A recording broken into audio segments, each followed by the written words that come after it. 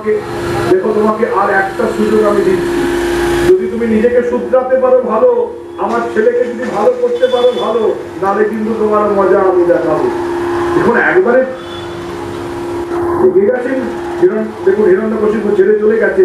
এইবার ওইদিকে ষণ্ডা বর্তমণি তাকে দেখে পাঠিয়েছেন প্রহ্লাদ। এটা গুরুর কথা নয়, স্বাধীন রাজ সেবক, রাজার সেবক কথা বলছে, কারণ গুরু এ কথা বলতে পারে না।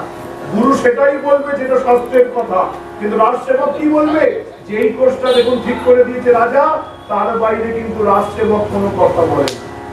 স্বাধীন রাজ সেবক, দেখুন গ দিয়ে গণেশ হয়, কিন্তু রাজা শিখিয়ে দেবে গ দিয়ে গণেশ পড়ালে সাম্প্রদায়িকতা ছড়াবে, গ দিয়ে পড়ো গাধা। দেখুন রাজসেবক গাধাই করাবে, দিয়ে সবাইকে গাধা তৈরি করবে। অর্থাৎ স্বাধীন রাজ সেবক। ব্যাস দেখুন একবারে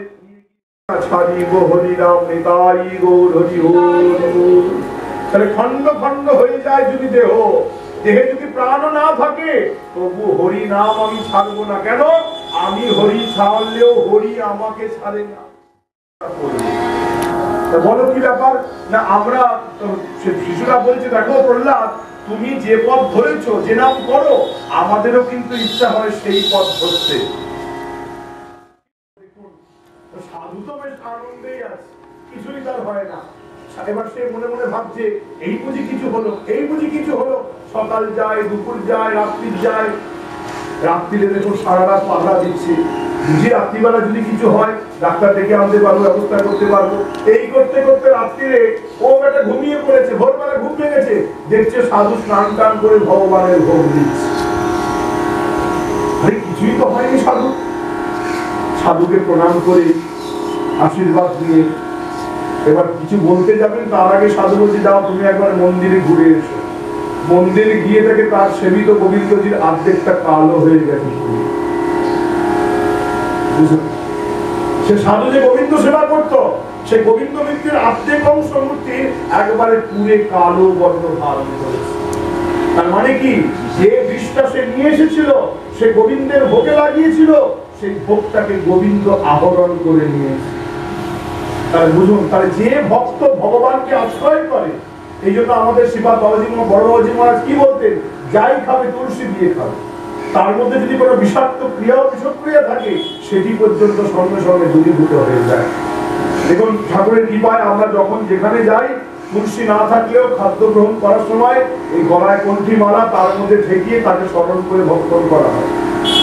তার যেই স্পর্শ করানো হলো অমনি সেই তার ভোগের বস্তু সেটি হয়ে গেল, অতএব তার মধ্যে থেকে আর কোনো দোষ থাকে না। হ্যাঁ, তাহলে দেখুন আজকে প্রহ্লাদজি মহারাজ বলছেন, তা বেশ তুমি তো ভালো কথা বলেছো, তবে আমাদের একটি প্রশ্নের উত্তর দাও দেখি। বন্ধুরা বলছে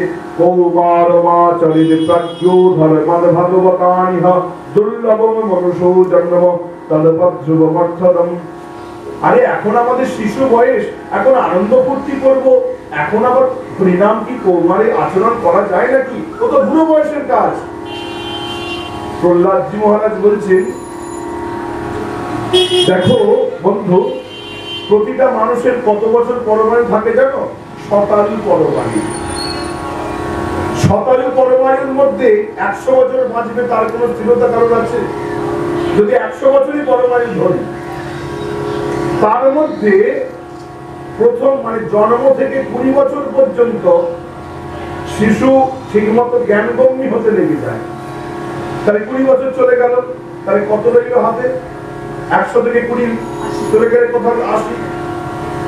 এর মধ্যে যে 20 বছর, সেটি হচ্ছে ওই মানে 80, 90, 100, মানে 80 বছরের পর বৃদ্ধাবস্থার 20 বছর আগে থেকেই বাদ দিয়ে দাও, মানে তখন চাইলেও তুমি হরিভজন করতে পারবে না। তাহলে কত হলো? 60 রইল। এরপরে আরো 20 বছর ওই পড়াশোনা, চাকরি বাকরি এইসব করতেই কেটে যায়। তাহলে আরো 20 চলে গেল, তাহলে কত রইল? কত রইল? 40 রইল। তাহলে 40 বছর। তাহলে এরপর থেকেও দেখুন, তাহলে একে একে করে কিরকম দিনগুলো গোনা দিন চলে যাচ্ছে। তাহলে এইরকম ভাবে যদি কমতে কমতে কমতে কমতে হাতে থাকবে কি, এরপর সংসার করবে, পুত্র আদি পালন করবে, ঘরে দেখাশোনা করবে, তাহলে এই করতে করতে হাতে আর কিছুই থাকবে না, সব হরি বল। তাহলে গোনাদিন তো পুরাই এলো, তাহলে আছে প্রাপ্ত সময় সার, তাই কৌমারিক আচরের প্রাপ্য। তাহলে হরি ভজন কিন্তু একবারে কৌমার বয়স থেকেই করতে হয়, বয়সকালে হরি ভজন হয় না। অতএব আরেকটি কথা তোমাদের বলে রাখি, ধন সম্পত্তির কথা বলছো, আচ্ছা জগতে দুঃখ কি কেউ চায়? তবু দুঃখ পেতে হয় তো। তাহলে দুঃখ না চেয়েও যদি দুঃখ পাওয়া যায়, তাহলে সুখ না চাইলে কি সুখ পাওয়া যাবে না? কারণ চক্রবৎ পরিবর্তনকে সুখানি চ দুঃখানি চ। তাহলে যেমন দুঃখকে না চেয়েও অচিরেই তুমি দুঃখ পাচ্ছ, তেমন সুখকে যদি না চাও না, যদি ভগবানের কৃপা থাকে, দুঃখ সুখ তোমার কাছে ধরা দেবেই দেবে। তাহলে যার জন্য পরিশ্রম করা প্রয়োজন তার জন্য পরিশ্রম করো, সুখ দুঃখের জন্য পরিশ্রম করতে হয় না, ভগবত প্রাপ্তির জন্য পরিশ্রম করতে হয়। নিতাই গৌর হরি হরি বল। এগুলো অদ্ভুত উপদেশ তাদেরকে প্রদান করেছেন। তা হ্যাঁ রে, বিদ্যালয়ে কোনোদিন এই শিক্ষাগুলো তো কই আমাদের গুরুদেব দেয় না, তুই এই শিক্ষাগুলো পেলি কোথা থেকে? তখন তিনি সেই রহস্য বলেছেন, দেখুন যখন আমি মায়ের গর্ভে ছিলাম, কয়েক মায়ের গর্ভে, তখন ইন্দ্র মনে করছিল একে এত অসুর অত্যাচার করছে, আরেকটা শত্রু আসছে, অতএব তাকে পেটেই হত্যা করো। তখন নারদ মুনি আমাকে তার হাত থেকে রক্ষা করে ওই নিজের আশ্রমে গিয়ে রেখেছেন, সেবা যত্ন করেছেন এবং ইন্দ্রকে তিরস্কার করেছেন, জানো এর পেটে একজন ভগবত ভক্ত আসছে। এবং ছোট থেকে মায়ের গর্ভে বসে, মাতৃ গর্ভে বসে ভগবত কথা শুনতে শুনতে শুনতে শুনতে এই সব রহস্য সব আমার জানা হয়ে গেছে। বল বৃন্দাবন বিহারী লাল কি জয়। অতএব এই জন্য আমি আর কিছু ভয় পাই না। অতএব বন্ধু শোনো, তোমাদেরও বলে রাখি, ভয়ের কোনো কারণ নাই। এই জগতে যত বিভেদ স্বয়ং ভয়। ভগবান হচ্ছে সেই তত্ত্ব যাকে সাক্ষাৎ ভয় ভয় পায় গো। অতএব সব কথা ছেড়ে দাও, এসো আমরা সবাই মিলে হরি ভজন করি। শ্রী কৃষ্ণ গোবিন্দ হরে মুরারি, হে নাথ নারায়ণ বাসুদেব। সবাই বলো গোবিন্দ হরে মুরারি, হে নাথ নারায়ণ, হে নাথ নারায়ণ বাসুদেব, হে নাথ নারায়ণ বাসুদেব। হরি হরি বল।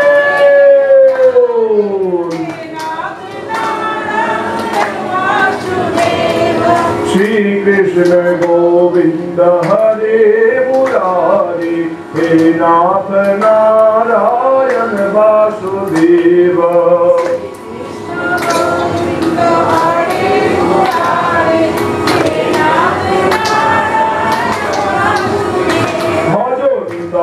গৌরাধেশ্যাম হরে কৃষ্ণ হরে রাম, গীতাই গৌরাধেশ্যাম হরে কৃষ্ণ হরে রাম।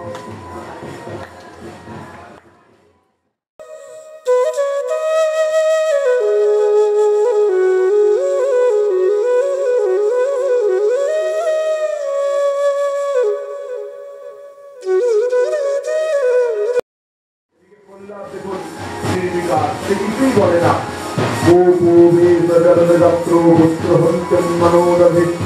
এইবার মনে মনে ভাবছে যে যদি শরীরের কোনো অংশে রোগ হয়, তাহলে পুরো শরীরটাকে বাঁচানোর জন্য ওই অঙ্গটাকে কেটে বাদ দিয়ে দিতে হয়।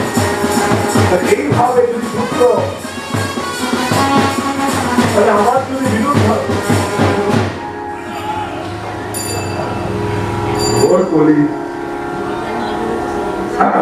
তাহলে যদি এইভাবে আমার পুত্র আমার বিরুদ্ধাচরণ করে, অতএব একে তো আর সহ্য করা যায় না, অতএব এর কোন ব্যবস্থা নিতেই হবে। একবারে পুত্রকে এসে বলছে, তোর এত বড় সাহস, আমার পুত্র হয়ে তুই আমার শত্রুর ভজনা করছিস? তুই জানিস আমি ব্রহ্মাদির কাছে বর পেয়েছি, আমি হচ্ছি এই জগতে অজর অমর। ওদিকে প্রহ্লাদজি হেসে বলছে, শোনো তুমি ব্রহ্মার কাছে বর পেয়েছো, আমার প্রভু সাক্ষাৎ ব্রহ্মাকে বর দেয়। যে আমার প্রভুর বর পেয়েছে তার কাছ থেকে তুমি বর পেয়ে তুমি ভাবছো তুমি বিশাল কিছু হয়ে গেছো। হ্যাঁ, দেখুন কিছুতেই সে হরিকে ছাড়বে না, সে হরিকে ভক্তি দেবে না, আর সে হরিকে ছাড়বে না। ব্যাস অন্তিমে দেখুন রেগে রেগে এখন হিরণ্যকশিপু বলে বলছে, আরে প্রহ্লাদ তুই যে এত হরি হরি বলছিস, হরি কোথায়?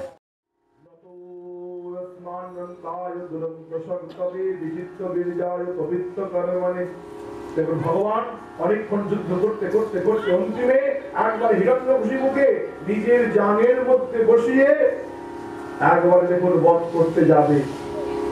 এমন সময় হিরণ্যকশিপু বলছে, তুমি আমাকে বধ করতে পারবে না। কেন না, আমার বর প্রাপ্তি আছে, আমাকে বধ করা অত সহজ নয়। কি বল আছে তোমার? একটা একটা করে বলো, আমি শুনি তোমার কি বর্তমান প্রাপ্তি। না, আমার বর প্রাপ্তি আছে, আমাকে ঘরের ভেতরও মারা যাবে না, ঘরের বাইরেও মারা যাবে না। বলছে তুমি তাকিয়ে দেখো, তুমি দুয়ারে শুয়ে আছো, দুয়ারে সরকার, তুমি দুয়ারে শুয়ে আছো। আর কি বর আছে? আমাকে দিনেও মারা যাবে না, রাত্রিতেও মারা যাবে না। তাকিয়ে দেখো এখন গোধূলি বেলা, দিনও নয় রাত্রিও নয়। আর শোনো, আমার আরো বর আছে, আমাকে অস্ত্রেও মারা যাবে না, শস্ত্রেও মারা যাবে না। বলছে আমার অস্ত্রও চাই না, শস্ত্রও চাই না, তোর জন্য আমার এই লোকগুলোই যথেষ্ট।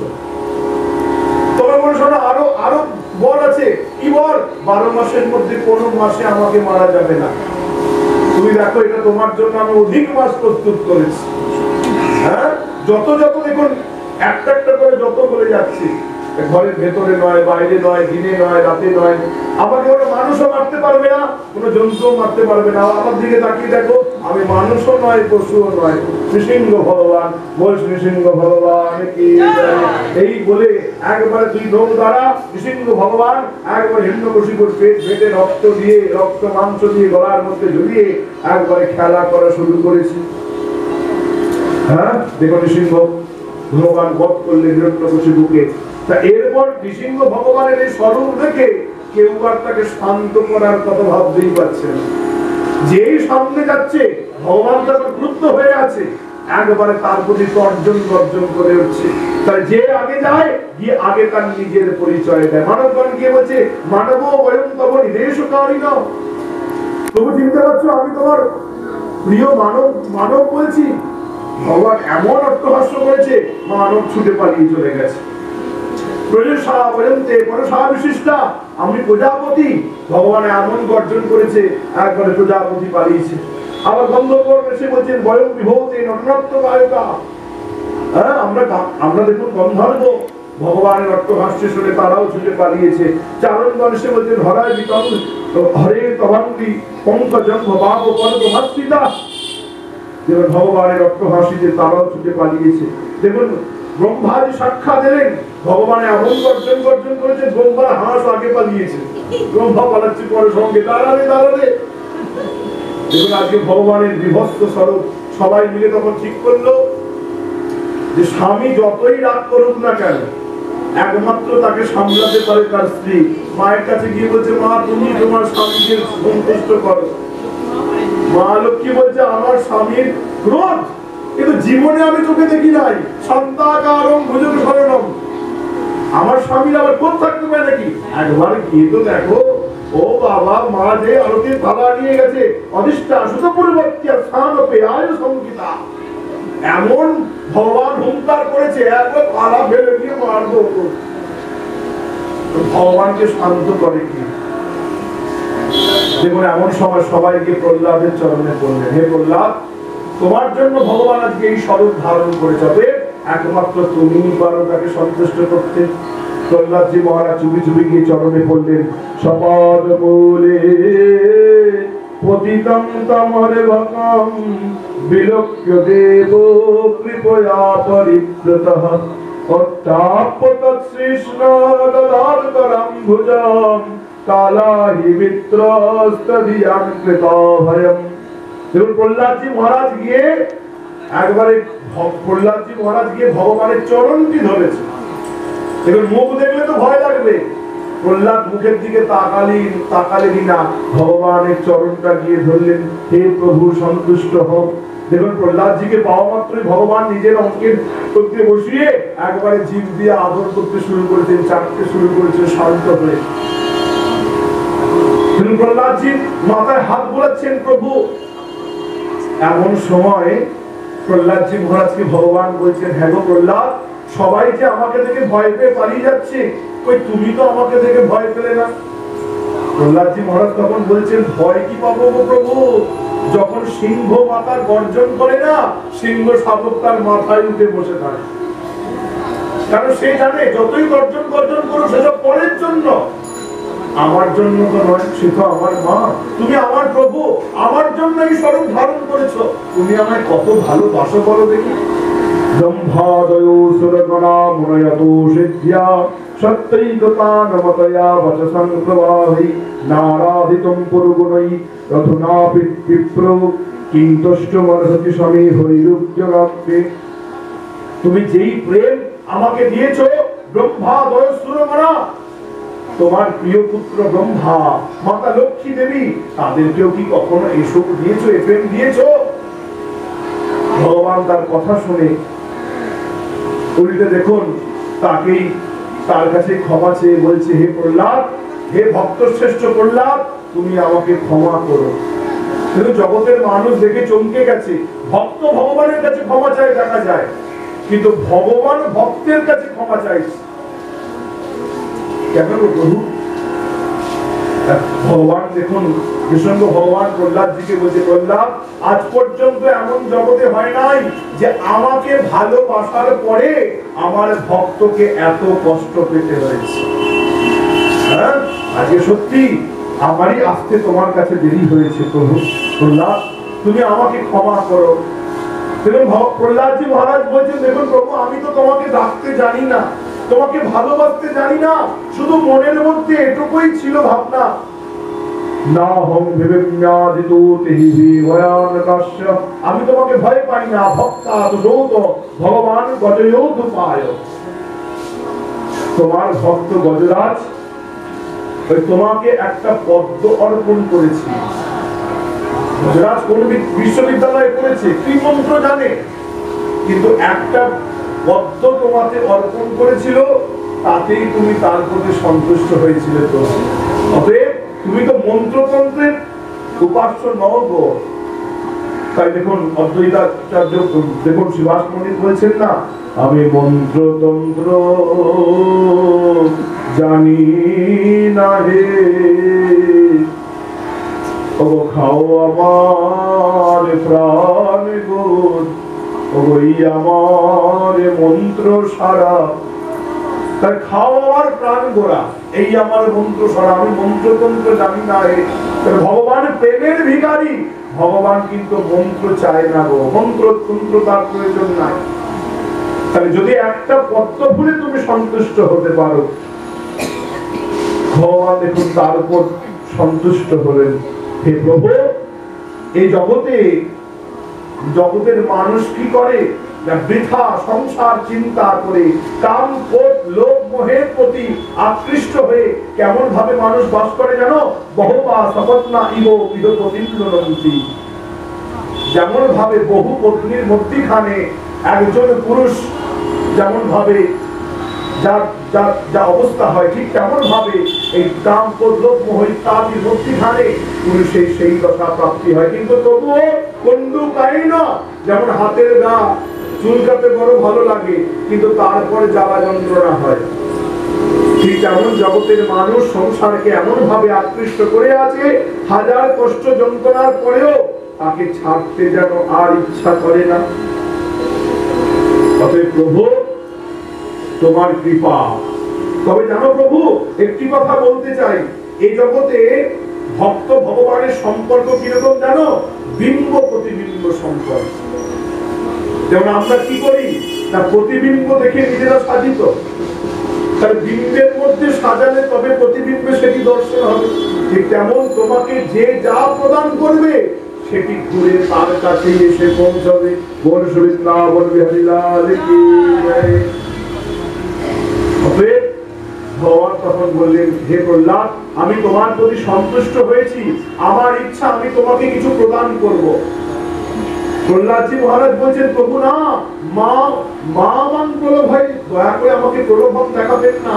নশবিদ্যা সবই বলি, তোমাকে ভক্তি করে তার জন্য যদি আমি তোমার কাছ থেকে কিছু চাই, তাহলে সেটা ভালোবাসা বলে না, সেটা বাণিজ্য করা বলে।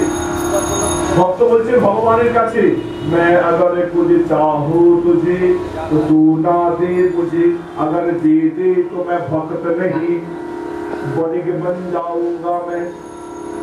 ভক্ত ভগবানকে বলে আমি যদি তোমার কাছে কিছু চাই তুমি আমাকে দিও না, যদি দিয়ে দাও তাহলে আমি ভক্ত নয়, আমি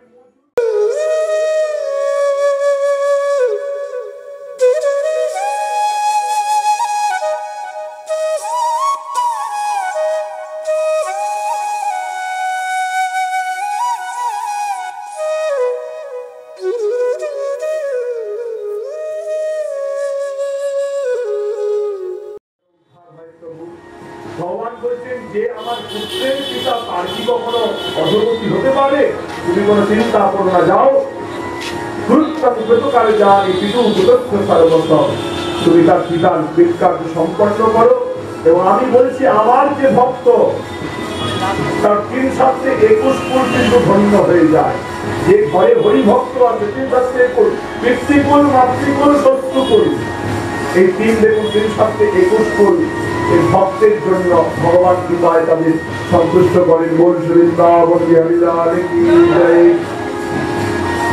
দেখুন এইবার ভগবান, দেখুন এদিকে ঋষিক ভগবান ব্রহ্মাদিকে এসে দেখুন দমন করলেন, তাকে বললেন যে যখন যা পারবে বর দিয়ে বসবে, বর চাইবে আর তুমি তাকে বর দিয়ে বসবে, আর আমি সবসময় এসে তোমাদের সামলাবো। অহিনাম অমৃতম যাতা, জানো না যাকে তাকে বর দেওয়া মানে তাকে অহির মুখে, সাপের মুখে অমৃত দেওয়ার মতো। অতএব দ্বিতীয়বার যেন এরকম কোনো ভুল না হয়। যাই হোক, এরপর তিনি মানব ধর্ম, বর্তমান ধর্ম, শ্রী ধর্মে নিরূপণ করলেন এবং এরপর ব্রহ্মচর্য এবং বাক্যস্থ ধর্ম নিরসন বর্ণনা করলেন এবং জ্যোতি ধর্ম গৃহস্থ সম্বন্ধীয় সমাচার বর্ণনা করলেন। বল বৃন্দাবন বিহারী লাল কি জয়। অশিরগিরি বলু রাজম শ্রীকূটু ইতি বিস্তৃতঃ ক্ষীরজ্ঞানপ্সিতু শ্রীমন্নচ্চনাজিতমস্তির। দেখুন এরপর দেখুন আশির গিরি বড় রাজন, দেখুন প্রতি মন্বন্তরে ভগবান আবির্ভূত হন। দেখুন মন্বন্তর কাকে বলে না, এই যে 4 যুগ সত্য তেতা দাপর কলি, এই সত্য তেতা দাপর কলি 1000 বার যদি প্রদক্ষিণ করে তাহলে ব্রহ্মার 1 দিন হয়। তাহলে সেই ব্রহ্মার 1 দিনে মানে 14,000 মন্বন্তর, মানে 72 চতুর্যুগী। তাহলে সেই মন্বন্তরে ভগবান জগতে আবির্ভূত হয়। সেই রকম এক মন্বন্তরে ভগবান ওই এক কুমিরের থেকে এক গজরাজকে উদ্ধার করার জন্য দেখুন নারায়ণ স্বরূপ ধারণ করেছিলেন। তা দেখুন ত্রিকুট পর্বতে এক হাতির দল থাকত। তা তাদের যে দেখুন প্রধান গজরাজ, স্ত্রীদের নিয়ে তিনি বিরাজ করতেন সেখানে। তো একবার দেখুন ওই নদীতে ওই জলপান করতে গিয়ে নদীর জলের অপূর্ব শোভা থেকে ওই সবাই মিলে সেখানে জল ক্রীড়া করতে নেমেছে। এমন সময় এক বিভৎস কুমির তার পাটাকে এসে কামড়ে ধরেছে। এবং যতই ছাড়াতে চায় বলশালী হাতি, কিছুতেই কুমিরটাকে ছাড়াতে পারে না। এমন সময় দেখুন সবাই মিলে চেষ্টা করার পর যখন ছাড়লো না, এরপর সবাই বললো তুমি তাহলে থাকো, আমরা এবার আসি। সে কি গো, তোমরা এতদিন আমার সঙ্গে রইলে, ভালোবাসলাম তোমাদের কত, আর তোমরা আমাকে উদ্ধার করবে না? তা তুমি হাতি এখানে বসে রয়েছো, আর তোমার জন্য পুরো পরিবার কি না খেয়ে উপবাস করে বসে থাকবে নাকি? শাস্ত্র বলছে মিলিয়ে নাও, এই হচ্ছে পরিবারের লোক। হ্যাঁ, যখন তোমার ভালো সময় সবাই তোমার পাশে থাকবে, দুঃখের সময় কেউ কারোর পাশে থাকে না গো, সব স্বার্থ সিদ্ধির সম্বন্ধ মাত্র। দেখুন এখন কি করে, গজরাজ একা বসে আছে, বাঁচাও বাঁচাও করছে, কে বাঁচাবে? এমন সময় একটা পদ্ম ফুল চলে যাচ্ছিল, তুলে করে নিয়ে ওম নমো ভগবতে তস্मै যত্র এতচ্চিদাত্মকম পুরুষায় দিবিদায় পরেশায় বিদামহি, সেটা নিয়ে যে জগতের পরম পুরুষ, পরম সৃষ্টিকর্তা এই বলে দেখুন অর্পণ করলেন। কোনো নাম নিলেন না, গজরাজ কোনো নাম করলে না কোনো ভগবানের। এদিকে দেখুন ব্রহ্মাদি যত দেবতারা সবাই নিজেদের মধ্যে এখন কাটাকাটি করছে, কারোর নাম করেনি, এ বলে তুই যা, ও বলে তুই যা, কেউ যখন যায় না শোনে না, এমন সময় ভগবান বলছেন তাহলে যার কেউ নেই তার ভোট দিয়ে আছে।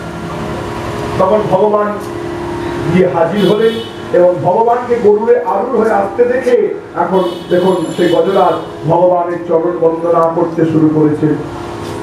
ভগবান এসে তার স্তুতি নথি শ্রবণ করে সবার প্রথমে সুদর্শন চক্র দিয়ে দেখুন এই কুমিরটাকে হত্যা করলো, কুমিরটাকে দেখুন উদ্ধার করলেন, তারপর হাতিকে উদ্ধার করে নিয়ে চলে গেলেন। শাস্ত্র বলছে আগে কেন কুমিরকে তিনি বধ করলেন, আগে তো হাতিকে বাঁচানো উদ্ধার করা উচিত ছিল।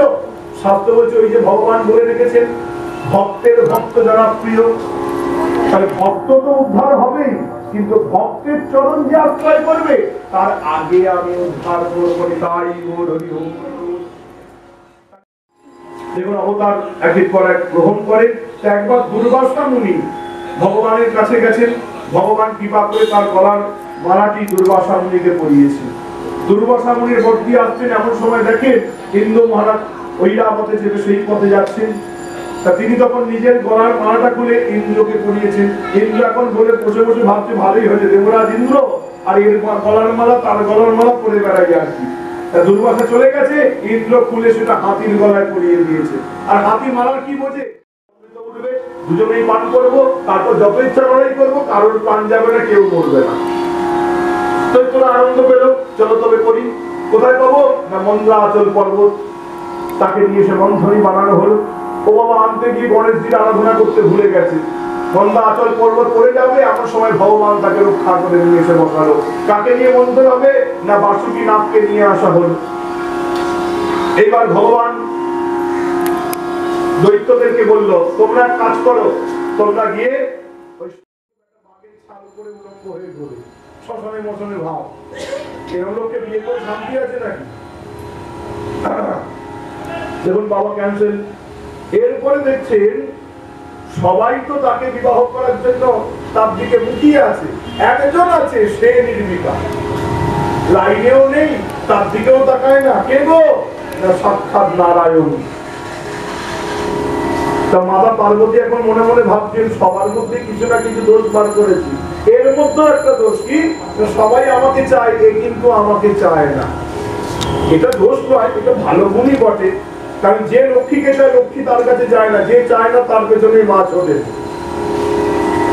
দেখুন দৃষ্টান্ত আছে, একবার মাতা লক্ষ্মী দেবী নারায়ণকে বলেছিল এই জগতের সবাই দেখুন ওই দেখুন বিয়ে হয়ে গেল, দেখুন তারপরে বছরান্তে গিয়ে একবার বিবাহ বার্ষিকী পালন করে।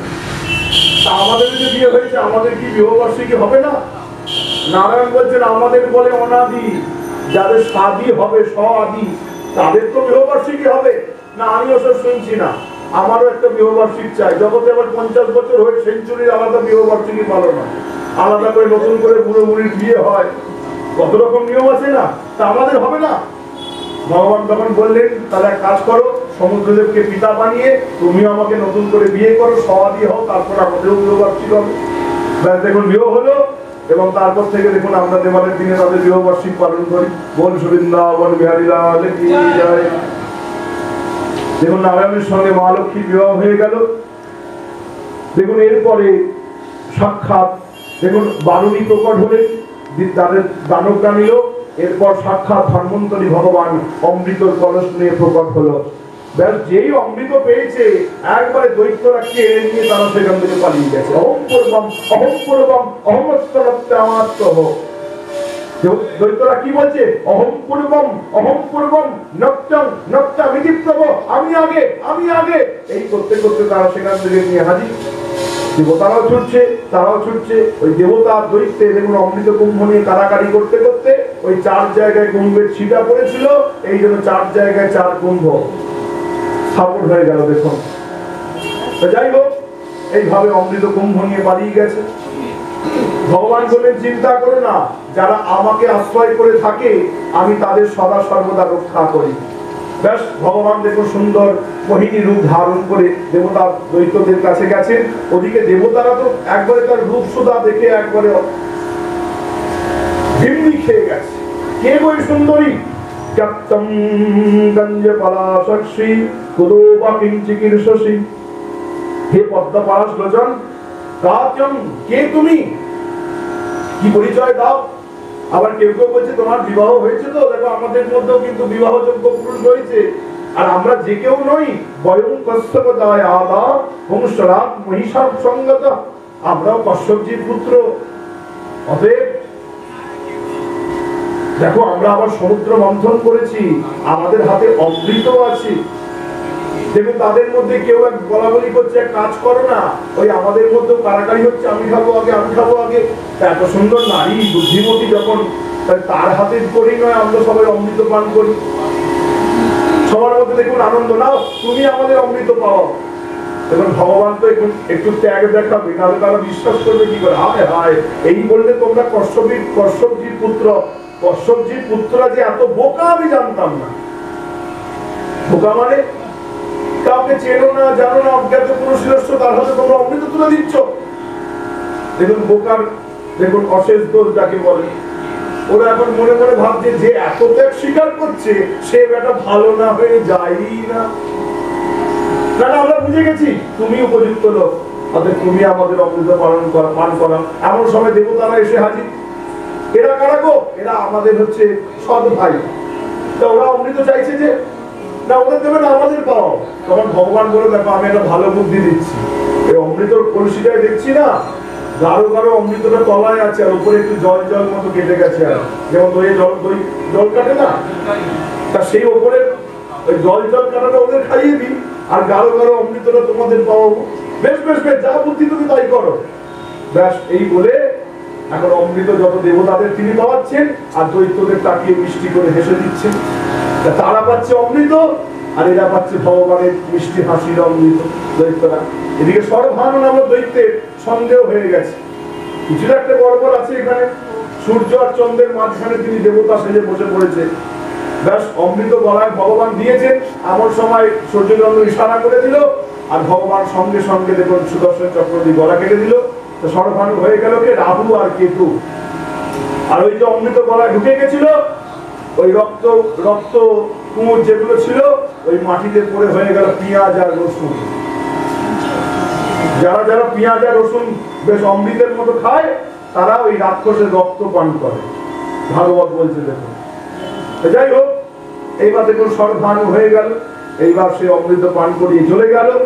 দেবদানবের যুদ্ধ লাগলো, দেবতারা সবাই অমৃত পান করে বসে আছে। যুদ্ধে সবাইকে পরাস্ত করে দিল, এমনকি বলি মহারাজও পরাস্ত হয়ে গেলেন। এদিকে দেবতারা চলে গেলেন। শুক্রাচার্য এসে মৃত সঞ্জীবনী মন্ত্র দ্বারা সবাইকে উদ্ধার করলেন এবং বলি মহারাজকে বললেন, বলি চিন্তা করো না, তুমি আমি এমন পদ বলবো, এখনো তুমি দেবতার ইন্দ্রাসন লাভ করতে পারো। বলুন বলুন, সে কি পদ? শোনো, যে 100টা যজ্ঞ করে সে শতক্রতু হয়, সেই ইন্দ্রাসন পায়। তুমি 100টা যজ্ঞ করো, দেখবে তুমিও ইন্দ্রাসন পদ লাভ করতে পারবে। ব্যাস দেখুন, ইন্দ্রাসন লাভ করার জন্য ওই 100 নর্মদা নদীর তীরে 100টা যজ্ঞ শুরু করে দিল। এদিকে যজ্ঞ চলছে, আর কি করবে না, ব্রাহ্মণদের চরণ সেবা করে। কারণ প্রতিটা দেবতাদের মানে দেবতাদের থেকে রক্ষা করার মন্ত্র আমার কাছে আছে, কিন্তু একমাত্র এই বিষ্ণুর হাত থেকে রক্ষা করার ক্ষমতা আমার নাই। সেটা একমাত্র তোমায় রক্ষা করতে পারে ব্রাহ্মণের কৃপা হয়। একটু ব্রাহ্মণ সেবা করো। ব্রাহ্মণদের তিনি সেবা করলেন। ব্রাহ্মণরা তাদের তপবলে বিশাল বড় একটা রথ তাকে প্রদান করলেন। যাও বলি, এই রথে চড়ে তুমি যেখানে যাবে, তারাই তোমার কাছে মাথা নত করতে বাধ্য হবে। কিন্তু বলি মহারাজ সেই রথেই সেই জ্যোতির্ময় রথ নিয়ে একবার স্বর্গকে হামলা করলেন। দেবতাদেরকে তিনি গ্রাস করতে গেলেন। দেবতারা দেখুন তার গুরুকে জিজ্ঞাসা করছে, এত বল বলির মধ্যে এলো কি করে? আরে বলি শুধু বলি নয়, এর মধ্যে ব্রাহ্মণদের শক্তি আছে, অতএব পালিয়ে বাঁচো, আর কোনো উপায় নাই, আমি দেখছি কি করা যায়। পালিয়ে গেছে। দেখুন দেবতাদের দেবভূমি দখল করে নিয়েছে, এদিকে সযজ্ঞ চলছে। এমন সময় দেখুন দিদিমা তো একবারে অদিতিমা একবারে কান্নায় ভেঙে পড়েছেন, আমার ছেলেরা ঘুরে ঘুরে বেড়াচ্ছে, কি করি? তখন কশ্যপ মুনি বললে, এক কাজ করো, ফাল্গুনশ্যামলি বক্ষে দ্বাদশায়ং পয়ব্রত করো। ফাল্গুন মাসে শুক্লে পক্ষে 12 দিন শুধু দুগ্ধ হাত করে থাকতে হবে। পয়ব্রত করলো দেখুন সাক্ষাৎ ভগবান বামন স্বরূপ ধরে অবতীর্ণ হলেন। বল বামন ভগবান কি জয়। দেখুন বামনজি দেখুন উপনাম সংস্কার করানো হলো। দেখুন একে একে দেখুন তাকে সবাই ভিক্ষা দিচ্ছে। বল দেখি কি ভালো পাঠ শিখেছিস। আবার সেই প্রশ্ন প্রহ্লাদজি বলছে, দেখেছো গুরুদেব বারবার বাবা আমার কাছে ভালো কথা জানতে চায়, কিন্তু শুনতে চায় সেই ফালতু যত নোংরা কথা। কিন্তু আমি তো সেসব কথা বলবো না, আমার কাছে ভালো জানতে চেয়েছে, আমি ভালো কথাই বলবো। ব্যাস এবারে একবারে তার পিতাকে নববিধা ভক্তি শুনিয়ে বসেছেন তিনি। বাবা আগের বার একটা ভালো কথা শিখেছিলাম, এবার নটা ভালো কথা শিখেছি আমি। কি নটা ভালো কথা রে? শ্রবণম কীর্তনম বিষ্ণু স্মরণম পাদ সেবনম অর্চনম বন্দনম দাস্যু সখ্যমাত্ম নিবেদনম শ্রবণ কীর্তন শরণ বন্দন পাদ সেবন দাস্য রে পূজন সখী জন আত্ম নিবেদন গোবিন্দ বিষ্ণু ভক্তিশ্চেন্নবলক্ষণা প্রিয়তে ভগবৎসদ্যা তন্মধ্যে গর্ভত মুক্তম। হে বাবা, এই নববিধা ভক্তিতে ভগবৎ সেবা করতে হয়, সন্তুষ্ট করেন। বল বৃন্দাবন হরিলাল কি জয়।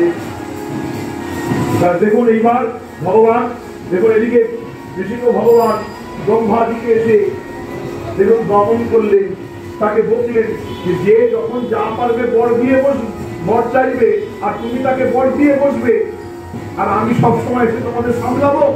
অহিনাম অমৃতম দেখা, জানো না যাকে তাকে বর দেওয়া মানে তাকে অহির মুখে সাপের মুখে অমৃত দেওয়ার মতো। অতএব দ্বিতীয়বার যেন এরকম কোন ভুল না হয়। যাই হোক, এরপর তিনি মানব ধর্ম মঠ ধর্ম শ্রী ধর্মে নিরূপণ করলেন এবং এরপর ব্রহ্মচর্য এবং বাৎসল্য ধর্ম নিরসন বর্ণনা করলেন এবং জ্যোতি ধর্ম গৃহস্থ সম্বন্ধীয় সমাচার বর্ণনা করলেন। বল শ্রী বৃন্দাবন বিহারী লাল কি জয়। অশিলগিরি বরুরাজম শ্রীকোটুরিতে বিস্তৃতঃ ক্ষীরোদ্যানাবৃতো শ্রীমন্নজ্জনাদিতমস্তিরঃ। দেখুন এরপর ভবতে ভিক্ষাং দেহি। দেখুন বামনদের ভিক্ষা করছেন, সবাই যার যার সামর্থ্য মতো সবাই ভিক্ষা দেবেন। ভবতে ভিক্ষাং দেহি। দেখুন ব্রহ্মা দিচ্ছেন কমল ডলো, কর্ষণ দিলেন মেঘলা, মা দেখুন তাকে লঙ্গটি পরালেন, সরস্বতী রুদ্রাক্ষ দিলেন, পৃথিবী পাদুকা দিলেন, আকাশ ছত্র দিলেন, কুবের দিলেন ভিক্ষা পাত্র এবং সেই পাত্রে মাতা পার্বতী দেবী ভিক্ষা দিলেন। ভবতে ভিক্ষাং দেহি, ভবতে ভিক্ষাং দেহি। দেখুন ভাদ্র মাস শুক্লপক্ষ দ্বাদশী তিথি অভিজিৎ নক্ষত্র মধ্যাহ্ন 12টার সময় অদিতি মায়ের গর্ভ থেকে সাক্ষাৎ বামন ভগবান প্রকট হয়েছিলেন। বল শ্রী বামন ভগবান কি। ভবতে ভিক্ষাং দেহি, ভবতে ভিক্ষাং দেহি, ভবতে ভিক্ষাং দেহি, ভবতে ভিক্ষাং দেহি, ভবতে ভিক্ষাং দেহি। ওম সত্যি ভবতে ভিক্ষাং দেহি। হাজার বামন যাচ্ছে তার নিজে তো এবার বামন অবতার চলেছে, আর যত ব্রাহ্মণরা দেখুন ব্রাহ্মণদের স্বভাব আগে পেলে আগে ভালো জিনিস পাবো, যত আগে যেতে চায় যত আগে চলে থাকে বামন এত আগে পৌঁছে গেছে। মানে কি শুধু তারা দেখতে মানে কোনো মানুষকে দেখতে পাচ্ছে না, দেখছে একটা ছাতা যেন হেঁটে হেঁটে যাচ্ছে, মানে একটা বিশাল বড় ছাতা আর ছোট্ট সড়ক, ও ছাতি